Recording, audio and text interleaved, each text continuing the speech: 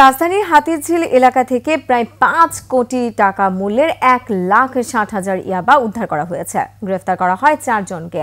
সাম্প্রতিক সময়ে এটি বড় ইয়াবার চালান উল্লেখ করে মাদকদ্রব্য নিয়ন্ত্রণ অধিদপ্তর বলছে, আবাসন ও বাইং হাউসে ব্যবসার আড়ালে তারা মাদকের কারবার চালাচ্ছিল।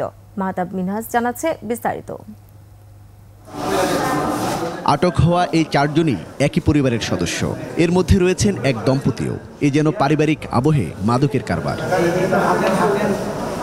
গত ৬ মাস ধরে তারা নজরদারিতে থাকলেও বারবার কৌশল পাল্টে থাকতেন ধরাছোঁয়ার বাইরে। রক্ষা মেলেনি শেষ পর্যন্ত। মাদকদ্রব্য নিয়ন্ত্রণ অধিদপ্তরের গোয়েন্দা জালে আটকা পড়তে হলো ফারুক তানিয়া দম্পতি সহ নজরুল ইসলাম ও আল মামুনকে।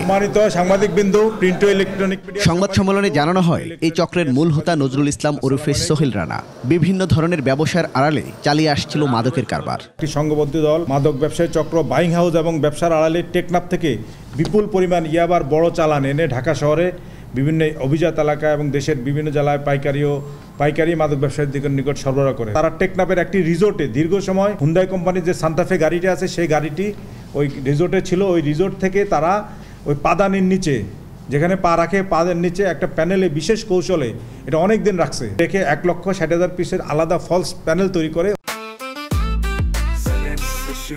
জেনেক্সে শিফট করো, লাইফকে লিফট করো।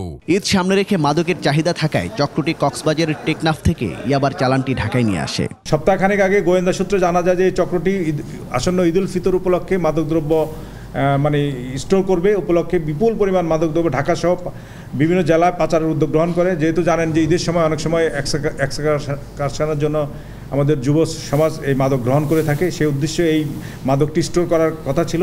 সাম্প্রতিক সময়ের বড় এই চালান আটকের ঘটনায় এরই মধ্যে মামলা করেছে মাদকদ্রব্য নিয়ন্ত্রণ অধিদপ্তর।